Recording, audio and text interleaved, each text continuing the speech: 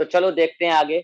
हम ये बताना चाह रहे हैं अब आपको कि लिविंग वर्ल्ड में जो ये ऑक्सीडेशन रिडक्शन करा के फ्री इलेक्ट्रॉन के माध्यम से एनर्जी का फ्लो होता है लिविंग सिस्टम्स में, एक सिस्टम से दूसरे सिस्टम के पास, ये ऑक्सीडेशन रिडक्शन कराता कौन है? तो मैंने कहा ये एंजाइम कराता है। तो कौन से एंजाइम कराते हैं? देखिए साहब, एंजाइम मैंने पढ़ा है, एंजाइम के 6 क्लास होते हैं और जो क्लास 1 होता है उस क्लास 1 का नाम है ऑक्सीडो रिडक्टेज। ये क्लास का नाम है, एंजाइम का नाम नहीं है। ये एंजाइम के क्लास का नाम है। कैसे क्लासिफिकेशन की है सब बात में एंजाइम में पढ़ाया हम। ऑक्सीडो रिडक्टेज, और ये ऑक्सीडो रिडक्टेज एंजाइम जो क्लास 1 है इसकी 3 सब क्लास होती है। इसकी 3 सब क्लास होती है। एक सब क्लास 1 और एक सब क्लास 2 और एक सब क्लास 3। अगर आप सब क्लास का नाम पूछेंगे मुझसे तो फर्स्ट सब क्लास का नाम है ऑक्सीडेज, दूसरे का नाम है डिहाइड्रोजिनेज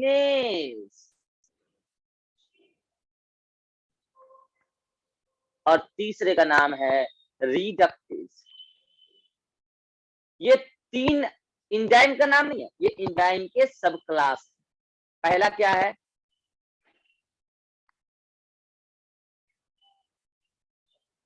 पहला ऑक्सीडेज, दूसरा डिहाइड्रोजिनेज और तीसरा रिडक्टेज। आइए समझते हैं तीनों के बारे में। ऑक्सीडेज, नाम से पता चल रहा है ये ऑक्सीडेशन कराएगा। कैसे कराएगा? By adding oxygen. मैंने कहा लिविंग सिस्टम ऐसा कहीं कहीं होता है, वो बताएंगे अभी कहाँ होता है। डिहाइड्रोजिनेज, डी हटा देना, हाइड्रोजन को हटा देने वाली, मतलब ये भी ऑक्सीडेशन कराएगा। कैसे कराएगा ऑक्सीडेशन?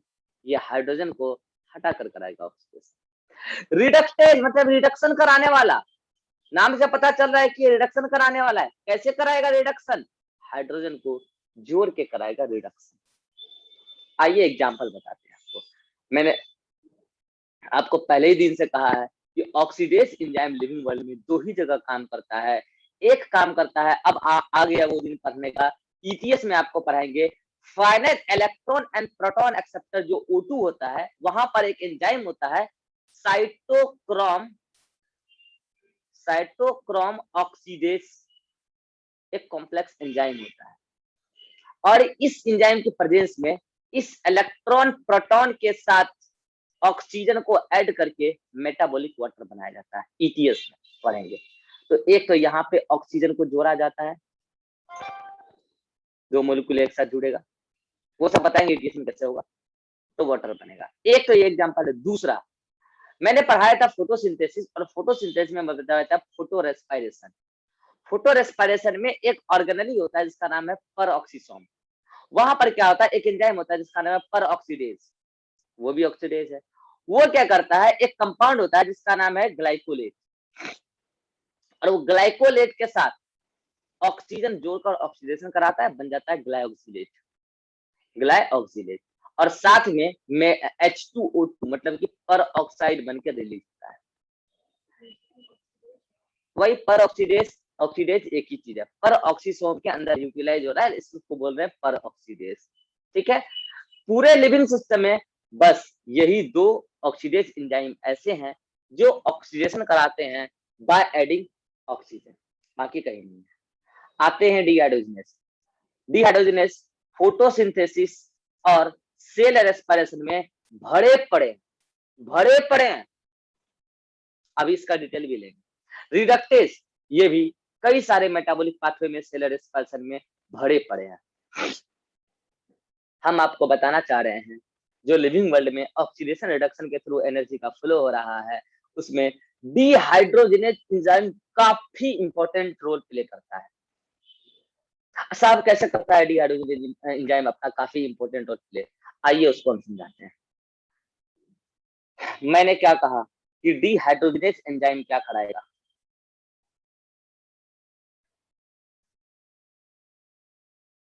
डिहाइड्रोजिनेज एंजाइम कराएगा ऑक्सीडेशन। तो कैसे कराएगा oxidation? By removal of hydrogen. तो भाई ऑक्सीडेशन तो उसका होगा ना जो रेड्यूस्ड कंपाउंड हो। तो मान लिया जाए फॉर एग्जांपल मैं एक रिएक्शन लिख रहा हूँ कि AH2 एक रेड्यूस्ड कंपाउंड था, हाइड्रोजन तो उसी से छीना जा सकता है। AH2 पे एंजाइम गिर गया डिहाइड्रोजन, तो A का इलेक्ट्रॉन और प्रोटॉन निकल गया। अब जब A का 2 को इलेक्ट्रॉन प्रोटॉन निकल गया तो ये इलेक्ट्रॉन प्रोटॉन जाएगा। तो ये जो डिहाइड्रोजनेज एंजाइम है इसके जो कोफैक्टर होते हैं वो कोफैक्टर या तो NAD होंगे, या तो NADP होंगे, या तो FAD होंगे। ये कोफैक्टर है उसके जो को एंजाइम कहलाते हैं। अलग अलग प्रोसेसेस में अलग अलग डिहाइड्रोजनेज के अलग अलग कोफैक्टर होते हैं। मैं ये बता भी दूं कहाँ पे क्या होता है ताकि आपको बार बार कंफ्यूजन ना हो। मैंने कहा डिहाइड्रोजन के 3 ही कोफैक्टर हो सकते हैं, NADP, NAD, FAD, ठीक है। और मैं आपको याद रखने के लिए बोलूंगा, देखिए यहाँ पे P लिखा है तो आप P से याद रखेंगे, P for plant, P for photosynthesis. Photosynthesis के दौरान प्लांट के अंदर, प्लांट फोटोसिंथेसिस के दौरान जितने भी डिहाइड्रोजनेज एंजाइम आएंगे वो कैसे होंगे, NADP लिंक्ड डिहाइड्रोजनेज। जैसे NADP लिंक्ड हाइड्रोजनेज आपको फोटोसिंथेसिस में दिखने वाले हैं।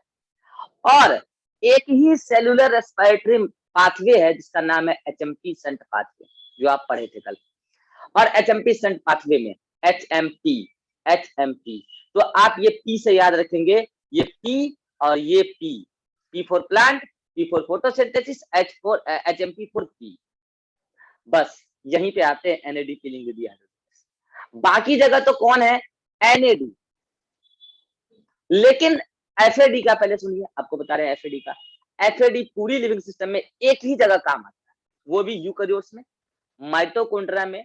क्रेब साइकिल जब चलता है तो क्रेब साइकिल में जो एक एंजाइम होता है जिसका नाम है सक्सिनेट डिहाइड्रोजनेज, सक्सिनेट डिहाइड्रोजनेज, तो वो एक स्टेप रिएक्शन चलाता है जहां पे सक्सिनेट होता है सबस्ट्रेट, और सक्सिनेट कन्वर्ट हो जाता है किसमें, सक्सिनेट कन्वर्ट हो जाता है फ्यूमेरेट। तो वहां पे NADP लिंक्ड नहीं होता, वहां पर NAD लिंक्ड नहीं होता, वहां FAD लिंक्ड होता है सक्सिनेट डिहाइड्रोजनेज। ये बहुत इंपॉर्टेंट बात है जो मैंने पहले भी बताया आपको। और अगर आप ये तीनों पाथवे छोड़ दें, फोटोसिंथेसिस में ये छोड़ दीजिए, HMP शंट पाथवे छोड़ दीजिए, और सेल रेस्पिरेटरी में बस ये स्टेप छोड़ दीजिए, all cell respiratory pathway, cell respiratory pathway all, इसको छोड़कर, इसको छोड़कर। और बैक्टीरियल फोटोसिंथेसिस, बैक्टीरियल फोटोसिंथेसिस, यहाँ P4 ट्रिक दिए थे, तो बैक्टीरिया का फोटोसिंथेसिस बच गया, बैक्टीरियल फोटोसिंथेसिस। और all cellular respiratory pathway except this path, सभी जगह NAD लिंक्ड डिहाइड्रोजन आपको मिलेंगे। ये बात याद होना चाहिए आपको। ये बात आज के बाद कभी भी पूछ लिया जाए नींद में भी, अरे NAD मतलब फोटोसिंथेसिस या तो प्लांट का या तो HMP पाथवे, किसका, NADP या तो प्लांट का फोटोसिंथेसिस का डिहाइड्रोजन है या HMP शंट पाथवे का। नींद में उठा के बोल दे FAD, ये तो पक्का सेल रेस्पिरेशन में, वो भी क्रेब साइकिल में एक ही स्टेप पर। NAD सब जगह छोड़ के, किसको, HMP शंट पाथवे और क्रेब साइकिल का एक हिस्से को छोड़ के, और बैक्टीरियल फोटोसिंथेसिस में, बाकी सेल रेस्पिरेशन में सब जगह उन दोनों को छोड़कर। ये याद हो जाना चाहिए। ये इसलिए याद होना चाहिए कि आपका फिर आगे अलग अलग कंक्लूजन जो है इजी हो जाएगा। चलिए हम क्या बात कर रहे थे, इस रिएक्शन की बात कर रहे थे। तो अगर डिहाइड्रोजनेज एंजाइम है तो हो सकता है वहां पे कोफैक्टर के नाम पर NAD हो, NADP हो, या FAD हो सकता है। और वो डिहाइड्रोजनेज एंजाइम एक्ट किया इस रिएक्शन में, इसका हाइड्रोजन और प्रोटॉन, मतलब इलेक्ट्रॉन प्रोटॉन निकाल दिया। ये इलेक्ट्रॉन प्रोटॉन नंगा नहीं घूमेंगे ज्यादा देर तक, ये इलेक्ट्रॉन प्रोटॉन निकालेगा ही उससे, यही जिसको आप कह रहे हैं कोएंजाइम कोफैक्टर। और ये इलेक्ट्रॉन प्रोटॉन वो ले लेंगे और वो खुद कन्वर्ट हो जाएंगे किसमें, वो कन्वर्ट हो जाएंगे NADPH2 या NADH2 या FADH2। और मैं बता दूं बच्चों, आप यहाँ पर इन सभी को कह रहे थे को एंजाइम, वो फैक्टर था डिहाइड्रोजन एंजाइम का, और इन सभी को आप कहेंगे रेड्यूस्ड को एंजाइम। पता है बच्चा, इस रेड्यूस्ड को एंजाइम में इसका अलग हिसाब लगेगा आगे, और इन दोनों का अलग हिसाब लगेगा, लेकिन जो भी हिसाब लगेगा वो हिसाब ऑक्सीडेशन का होगा।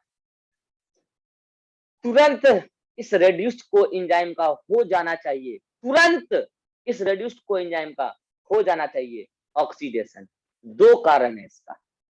क्यों हो जाना चाहिए तुरंत ऑक्सीडेशन? इसका 2 कारण है। पहला कि NADPH2 या फिर ये पूरा रेड्यूस्ड कोएंजाइम जिस प्रोसेस से खुद बने हैं ये प्रोसेस को अगर कंटिन्यू रखना है तो इनको ऑक्सीडेशन कराना ही पड़ेगा, क्योंकि अगर ये ऑक्सीडाइज नहीं होंगे तो ये दोबारा रीजनरेट नहीं होंगे कोएंजाइम। तो अगर कोएंजाइम चाहिए, क्यों चाहिए? क्योंकि खुद NADPH2 मतलब रेड्यूस्ड कोएंजाइम खुद जिस प्रोसेस से, इस प्रोसेस से, डिहाइड्रोजनेशन प्रोसेस से बनते हैं, अगर उस प्रोसेस को लगातार चलाए रखना है तो आपको कोएंजाइम चाहिए। और कोएंजाइम तब आएगा जब इनका ऑक्सीडेशन होगा तो रीजनरेट हो जाएंगे कोएंजाइम। रेड्यूस्ड कोएंजाइम के ऑक्सीडेशन से कोएंजाइम रीजनरेट हो जाएंगे। एक कारण ये कि इनका ऑक्सीडेशन इसलिए होना चाहिए। दूसरा, एक बात बताइए, ये कोई ऑर्गेनिक कंपाउंड था, रेड्यूस्ड ऑर्गेनिक कंपाउंड था, मतलब इसका कभी पहले हुआ होगा रिडक्शन, तो किसी का ऑक्सीडेशन हुआ होगा तो इसमें एनर्जी कंजर्व हुई होगी, तो उसकी एनर्जी इसमें आई। अब अगर आज इसकी एनर्जी ए में थोड़ी गई है, इसकी एनर्जी इस रेड्यूस्ड कोएंजाइम में चली गई प्रोटॉन इलेक्ट्रॉन के फॉर्म में। अभी मैंने आपको सिखाया था कैसे जाती है। तो ये NADPH2 इलेक्ट्रॉन प्रोटॉन को लेकर एनर्जी लेकर बैठ नहीं जाएगा, अदरवाइज एनर्जी का फ्लो रुक जाएगा और थर्मोडायनेमिक्स का लॉ वायलेट हो जाएगा। एनर्जी का फ्लो होना चाहिए। तो ये NADPH2 बैठ नहीं सकता। अब आगे अगर किसी सिस्टम में एनर्जी का फ्लो कराना है तो NADPH2 को एनर्जी देने के लिए खुद का ऑक्सीडेशन कराना पड़ेगा, क्योंकि ऑक्सीडेशन होने पर एनर्जी रिलीज होती है। इस वजह से NADPH2 स्टोर कभी नहीं होगा, NADH2 स्टोर कभी नहीं होगा, FADH2 स्टोर कभी नहीं होगा। इसका तुरंत हो जाएगा टर्मिनल ऑक्सीडेशन। अब मैं वर्ड यूज कर रहा हूँ टर्मिनल ऑक्सीडेशन एट ETS। तो ये बात सिर्फ इन दोनों के लिए बता दूं मैं बच्चों, इन दोनों का क्या होगा, terminal oxidation, terminal oxidation at ETS। उस दौरान ये और ये अपना इलेक्ट्रॉन प्रोटॉन उस ETS में दे देंगे। उससे क्या होगा, कल से हम पढ़ेंगे, फाइनली उससे ATP बनेगा। उस इलेक्ट्रॉन में जो एनर्जी है उस वजह से प्रोटॉन को जमा कर करके अगेंस्ट द ग्रेडियंट फेंकेंगे और ATP बनाएंगे कल। तो इस दोनों का तो काम आ जाएगा ATP सिंथेसिस, मतलब कीमियो सिंथेसिस में काम आएगा, ATP बनेगा। टर्मिनल ऑक्सीडेशन हो जाएगा माइटोकॉन्ड्रियल ETS पर इन दोनों का। इसका क्या होगा, इसका अच्छा इन दोनों का होगा तो ये दोनों रीजनरेट हो जाएंगे, जिस प्रोसेस से आए थे वहां चले जाएंगे, फिर से NAD और FAD। इसका क्या होगा, कल ही पढ़ाया कंप्लीशन पार्ट में। ये किसी पर्टिकुलर सेल के अंदर organic protoplasmic constituent carbohydrate, protein और लिपिड बनाने के लिए किसी न किसी कंपाउंड का रिडक्शन जरूरी है, क्योंकि जितने भी ऑर्गेनिक कंपाउंड है सभी का बेसिक स्ट्रक्चरल फॉर्मूला तो यही है। और ये तो तब बनेगा जब CO2 में जुड़ जाए हाइड्रोजन। अब CO2 कहां से आएगा, उस C3 से लेके C7 वाले सारे कार्बन में CO2 है, क्योंकि उनका भी तो फॉर्मूला यही है और वो फोटोसिंथेसिस से बने हैं, मतलब फोटोसिंथेसिस से बने हैं तो उस दौरान केल्विन साइकिल में बने हैं, मतलब उस दौरान भी रिडक्शन हुआ होगा। तो फिर NADPH2 आगा अब पहली बार कहां से आया, तो पहली बार तो इवोल्यूशन हुआ तब बन ही रहा था, इवोल्यूशन से बना, ये अलग अलग केमिकल इवॉल्व हुआ। लेकिन जब वो बना तो फिर ये NADPH2 केल्विन साइकिल में भी अब काम आता है रिडक्शन फेज में ये बनाने के लिए। और यही NADPH2 HMP सेंटर में पाथ आता है ये बनाने के लिए, क्योंकि ये इसका भी बेसिक फॉर्मूला यही है। ये तब बनेंगे जब इसमें जुड़े, ये भी तब बनेंगे जब इसमें ये जुड़े। तो अगर इसमें इसमें इसमें ये जोड़ना है, मतलब CO2 में हाइड्रोजन जोड़ेंगे तब ये बेसिक फॉर्मूला आएगा। अगर ये जोड़ेंगे, अब ये इसको इक्वेशन को बैलेंस मत करने लग जाना, ये बेसिक फॉर्मूला आना चाहिए बस, जिसमें क्या होना चाहिए, कार्बन, हाइड्रोजन और ऑक्सीजन का रेशियो 1:2:1 होना चाहिए। ये बेसिक फॉर्मूला है सिंपलेस्ट सभी ऑर्गेनिक कंपाउंड का। तो ये बनाने के लिए CO2 में किसी न किसी तरीके से हाइड्रोजन को जोड़ा जाए, तो वो हाइड्रोजन कौन देगा, यही NADPH2 देगा। मतलब ये ऑर्गेनिक कंपाउंड को बनाने में अपना अहम भूमिका निभाएगा।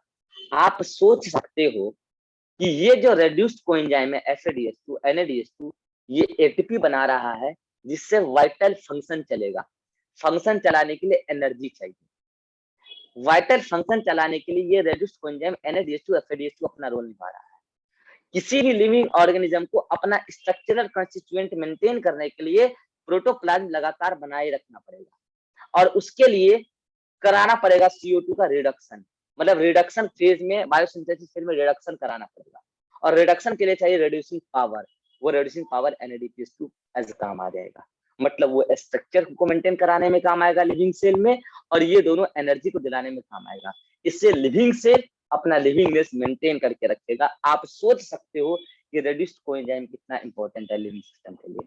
बोलो आभास हुआ डिहाइड्रोजनेज एंजाइम कितना इंपॉर्टेंट है लिविंग सिस्टम के लिए, क्योंकि अगर डिहाइड्रोजनेज एंजाइम नहीं होता तो ये कोएंजाइम नहीं होते उसके, और कोएंजाइम नहीं होता तो रेड्यूस्ड कोएंजाइम नहीं बनता, रेड्यूस्ड कोएंजाइम नहीं बनता तो जो ये हाई एनर्जी की डिमांड चल रही है, हाई रेट से आपका प्रोटोप्लान डिग्रेड हो रहा है, इसको बनाने का काम इन्हीं तीनों के द्वारा हो रहा है। So that reduced coenzymes have very significant role in living system। बोलो जी अतिक, समझ में आया? Yes sir. आपको समझ में आया जी? ये क्या नाम है? हर्ष? यस सर, समझ में आ गया। स्वाति समझ में आया क्या बोले हम? हाँ आया है। हाँ, चलिए अब हम बात करते हैं क्या इस पर्टिकुलर रिएक्शन की एक एग्जांपल उठाते हैं। आप गौर से देखो, आप कंक्लूजन क्या निकालोगे यहाँ से? आप यहाँ से कंक्लूजन यही ना निकालोगे कि सर यहाँ पे AH2 यानी कि कोई ऑर्गेनिक कंपाउंड था, रेड्यूस्ड ऑर्गेनिक कंपाउंड, इसका क्या हो गया सर? ऑक्सीडेशन हो गया, और रिडक्शन इसका हो गया। सर ऑक्सीडाइज्ड प्रोडक्ट क्या बना? A, और रेड्यूस्ड प्रोडक्ट क्या बना? ये सारे रेड्यूस्ड कोएंजाइम। इसका एक सिंपल सा एग्जांपल जो आप पहले भी देखे हैं, बता दें? बता दें? चलो, आइसोसाइट्रेट क्या बना दें इससे? ऑक्जेलो सक्सिनेट। एंजाइम कौन सा? Isocitrate dehydrogenase. यस और no? Isocitrate yes sir. Dehydrogenase. Yes sir. और यहाँ पर NAD से NADH2, किसका हो गया ऑक्सीडेशन? आइसोसाइट्रेट का। ऑक्सीडाइज्ड प्रोडक्ट क्या बना? ऑक्जेलो सक्सिनेट। किसका हो गया रिडक्शन? NAD का। बन क्या गया? NADH2। बताइए इसी रिएक्शन पर बेस्ड है कि नहीं है? अब ये ऑक्जेलो सक्सिनेट कहीं आगे जाएगा किसी पर्टिकुलर स्पैटरी मेटाबॉलिक पाथवे में, अगर कहीं से उसको एनाबॉलिक में घुसना होगा तो घुसेगा, नहीं तो फाइनली टूट के फिर एनर्जी ही दे देगा। एक एग्जांपल दिखा है। कहने का मतलब ये है जिसका ऑक्सीडेशन होता है उसी का रिडक्शन नहीं होता है, दूसरे का रिडक्शन होता है। कोई ना कोई इलेक्ट्रॉन एक्सेप्टर होगा जो ले लेगा। ये लिविंग वर्ल्ड में ऐसे चल रहा है। अब यहाँ से कंक्लूजन निकालते हैं। इसका मतलब आप यही सीखे हैं कि ऑक्सीडेशन के दौरान एनर्जी रिलीज होगी और रिडक्शन के दौरान एनर्जी कंजर्व होगी केमिकल बॉन्ड में।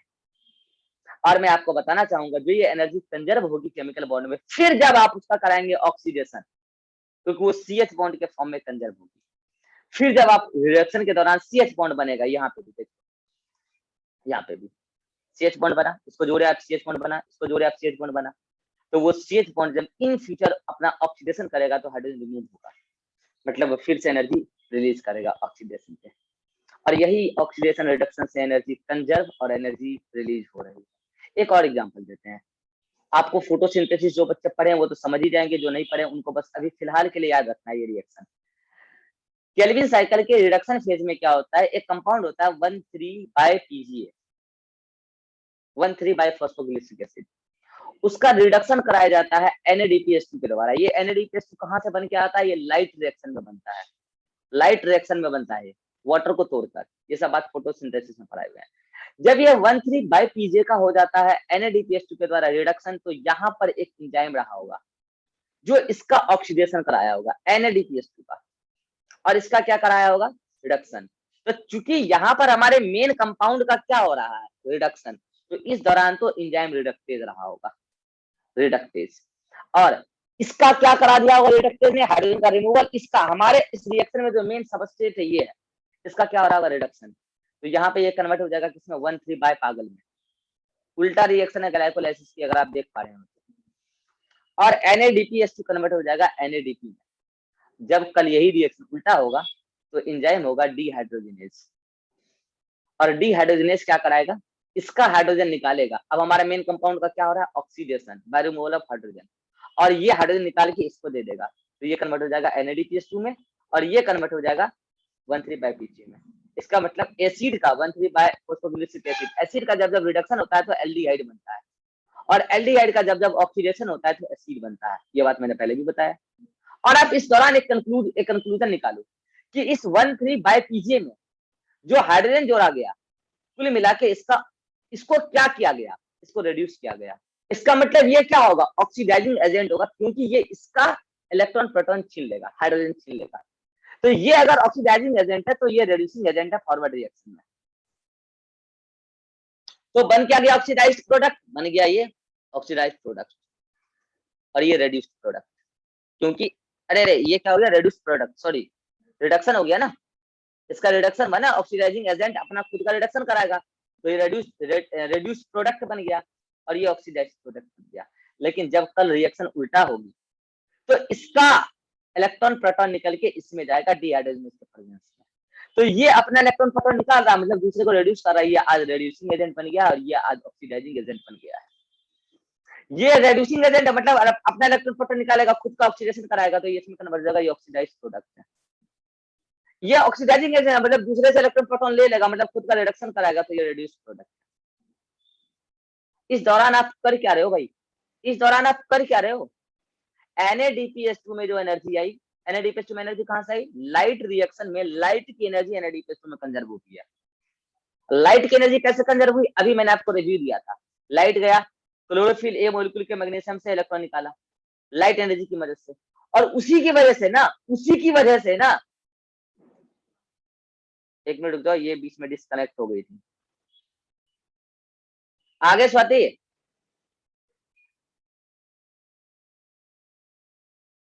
हाँ आगे। ज्यादा नहीं छूटा बीच में, नहीं छूटा है। हाँ। तो हम ये कह रहे थे कि NADPH2 कहां से आया है, तो ये NADPH2 आया लाइट रिएक्शन से। लाइट रिएक्शन के दौरान अभी याद करो हम बोले थे, लाइट रिएक्शन भगवान के घर से आई, मैग्नीशियम +2 पर से इलेक्ट्रॉन निकला और वो Mn से लिया और फाइनली Mn ने वाटर को तोड़ा, तो वाटर का इलेक्ट्रॉन और प्रोटॉन मिल गया इस NADP को उस दौरान, फाइनली NADP को मिल गया।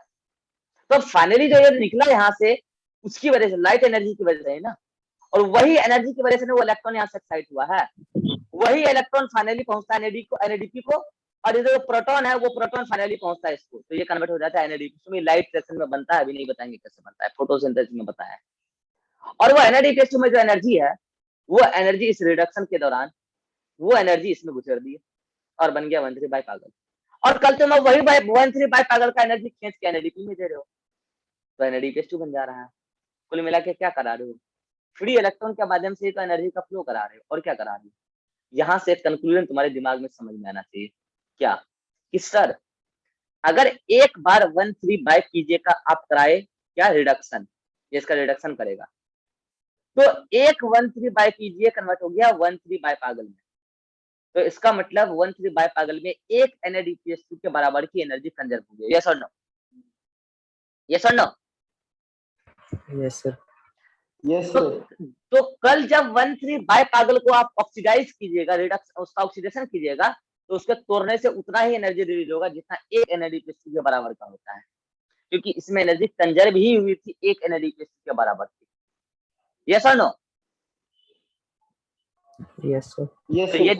तो यदि कल 13 बाय पागल को 10 NADPH2 के बराबर से ऑक्सीडाइज मतलब रिड्यूस कराते, मतलब 10 NADPH2 के बराबर में उसको रिड्यूसिंग पावर से उसको रिड्यूस कराते, एनर्जी कंजर्व कराते, जो भी ऑर्गेनिक कंपाउंड बनता रेड्यूस ऑर्गेनिक कंपाउंड, कल जब उसका ऑक्सीडेशन होता तो वो 10 NADPH2 के बराबर का एनर्जी रिलीज करता। इसीलिए बोले थे more the compound is reduced, more the compound is reduced, more the energy is conserved, and oxidation of that reduced compound will release more the energy। जिस कंपाउंड का जितना ज्यादा रिडक्शन होगा बायोसिंथेसिस के दौरान, वो उतना ज्यादा स्टोर करेगा एनर्जी को, और जब उसका होगा ऑक्सीडेशन वो उतना ज्यादा एनर्जी रिलीज करेगा। और मैंने बता दिया था कि फैट में सबसे ज्यादा रिडक्शन होता है बायोसिंथेसिस फेज में, इसीलिए फैट सबसे ज्यादा अपना ऑक्सीडेशन भी कराता है और सबसे ज्यादा एनर्जी भी रिलीज करता है। बोलो अब वो बात समझ में आ गई होगी आई थिंक। यस ये है भाई साहब लिविंग सिस्टम में कैसे फ्लो होता है, अब आप शायद समझ चुके होंगे, और आप इस रेड्यूसिंग एजेंट कौन NADPH2 का सिग्निफिकेंस भी समझ चुके होंगे कि इसका क्या सिग्निफिकेंस है, इसका क्या सिग्निफिकेंस है, स्ट्रक्चर मेंटेन करने में काम आ रहा है और ये वाइटल फंक्शन। कुल मिला के हो ये रहा है आप जो भी ऑर्गेनिक कंपाउंड बनाए वो ऑर्गेनिक कंपाउंड फोटोसिंथेसिस के दौरान बन जाता है। फोटोसिंथेसिस के दौरान भी कैल्विन साइकिल में रिडक्शन ही होता है। जब आप उसको खाते हो तो आप जब उसको खाते हो उसका ऑक्सीडेशन करा के उससे एनर्जी लेते हो। तो वो ऑर्गेनिक कंपाउंड प्लांट ने बनाया था रिडक्शन करा के, तो उस दौरान एनर्जी कहाँ से आया था? भगवान के घर से आया था, सनलाइट से। और सनलाइट का यूटिलाइजेशन करा के फाइनली रेडिएशन पावर NADPH2 बना के उस NADPH2 की मदद से ऑर्गेनिक कंपाउंड बनाए, कार्बोहाइड्रेट, फैट, लिपिड सभी बनते हैं केल्विन साइकिल में। और फाइनली वो कार्बोहाइड्रेट, फैट, लिपिड में लाइट एनर्जी कंजर्व हो गई और अब वो प्लांट भी खाएगा, अब भी खाओगे। और वो अब जब आप खाओगे तो उसका ऑक्सीडेशन कराओगे तो अब बनाओगे NADH2 या FADH2 और फिर उससे ATP बना के एनर्जी निकालोगे। और कुल मिला के अगर आपको प्रोटोप्लांट फिर बनाना है तो HMP सेंट चला के फिर आप NADPH2 बना के उस प्रोसेस में, और उस दौरान NADPH2 कैसे बनता है वो HMP सेंट पाथवे आप पढ़ोगे तभी समझ में आएगा हाई क्लास में। तो फिर फाइनली यही होता है कि उस दौरान आप प्रोटोप्लांट फिर से बनाते हो, रिडक्शन कराते हो। मतलब ऑर्गेनिक कंपाउंड में एनर्जी कंजर्व कराने के लिए रिडक्शन तो जरूरी है, और उससे जब आपको एनर्जी चाहिए तो आपको ऑक्सीडेशन तो कराना ही पड़ेगा, तभी एनर्जी मिलेगी। इसीलिए हमने कहा था कि हम जो खाते हैं वो कहाँ से आते हैं? हम जो खाते हैं वो प्लांट से आते हैं। आ गया दुकान बंद करवाने के लिए, ठीक है। तो ये पुलिस वाले ऐसे, मतलब कि क्या बोलूं इसको, नामर्द बोलूं तो बिल्कुल सही वर्ड सूट करता है। ऐसे नामर्द है, इनकी औकात नहीं होती जब रैलियां करते हैं नेता, इनकी औकात नहीं होती कि जाके हम रुकवाएं, और अगर गरीब 5 मिनट दुकान अधिक खोले तो आगे डंडे बरसाएंगे। क्या करोगे? ये लोग वही लोग होते हैं, पुलिस में वही जाते हैं मोस्टली जिनके अंदर हिम्मत नहीं होता कि हम कुछ कर पाए। चोरी करेंगे पुलिस में जाके वर्दी पहन के, वही कर रहे हैं ये लोग। जब नेता रैली कर रहा था हिम्मत क्यों नहीं रखवा ले, तब नियम बनवाए कि नहीं, आज नियम बनवा रहे हो। हाँ, तो हम क्या कह रहे थे कि ये ऑर्गेनिक कंपाउंड बनता है तो आप उसको खाते हो। हम जो खाते हैं वो प्लांट से आते हैं, ये बात सच है। अब हम जो खाते हैं वो प्लांट से आते हैं तो हम उससे क्या पाते हैं? तो हमने कहा आप जो खाए वो रिड्यूस्ड ऑर्गेनिक कंपाउंड खाए हो, आप उसको ऑक्सीडाइज करा के एनर्जी पाओगे, इसीलिए आप खाते हो उसको। कुल मिला के भगवान के घर से एनर्जी चली, प्लांट के माध्यम से आप तक पहुंच गई है, और आप भी जिंदा हो, प्लांट भी जिंदा है। इसीलिए आप भगवान को पूजते हो, आप सनलाइट को, सनलाइट के सोर्स को यानी कि सन को भगवान मानते हो, क्योंकि वहीं से वो एनर्जी चलती है। इस पूरे दुनिया में एक प्रोसेस है फोटोसिंथेसिस, जो इस पूरे दुनिया को आज सर्वाइवल पॉसिबल करा रहा है। अगर वो नहीं होता तो भगवान अपनी कृपा चाह के भी नहीं बरसा पाते। तो भगवान ने अपनी कृपा बरसाने का एक मैकेनिज्म तैयार किया, फोटोसिंथेसिस। वो डायरेक्ट कृपा नहीं बरसाते हैं, इनडायरेक्ट बरसाते हैं। पहले कृपा प्लांट पे बरसाते हैं, प्लांट पे डायरेक्ट कृपा बरस रही है और प्लांट उसको यूटिलाइज कर लेता है। लेकिन आप पे डायरेक्ट कृपा नहीं बरसती है, आप प्लांट पे डिपेंड करते हो, मतलब कि जो भी ऑटोट्रॉफ है उस पर डिपेंड करते हो। तो ये तो अभी मैंने बस इतना बताया कि कैसे एक इलेक्ट्रॉन, फ्री इलेक्ट्रॉन के थ्रू एनर्जी का फ्लो होता है। अब नेक्स्ट मीटिंग में हम आपसे भी डिस्कस करेंगे कि कैसे फास्फोराइलेशन डिफास्फोरेशन से लिविंग सिस्टम में एनर्जी का फ्लो होता है। आप दूसरे हेडिंग के पहले तक, यानी कि जहां हेडिंग चला होगा एनर्जी फ्लो थ्रू फास्फोराइलेशन डिफास्फोरेशन, उसके पहले तक पूरा रीड कर जाइएगा जल्दी से, तब हम नया मीटिंग क्रिएट करेंगे। नया मीटिंग के लिए हम आपको इसको पूरा पढ़ने के लिए 7 से 8 मिनट देंगे, तभी आप पूरा पढ़ पाइएगा न्यूज, ठीक है। तो फिर नया मीटिंग हम क्रिएट करते हैं, ओके। पढ़ लीजिएगा जरूर, तब हम मीटिंग क्रिएट करेंगे 7 से 8 मिनट में।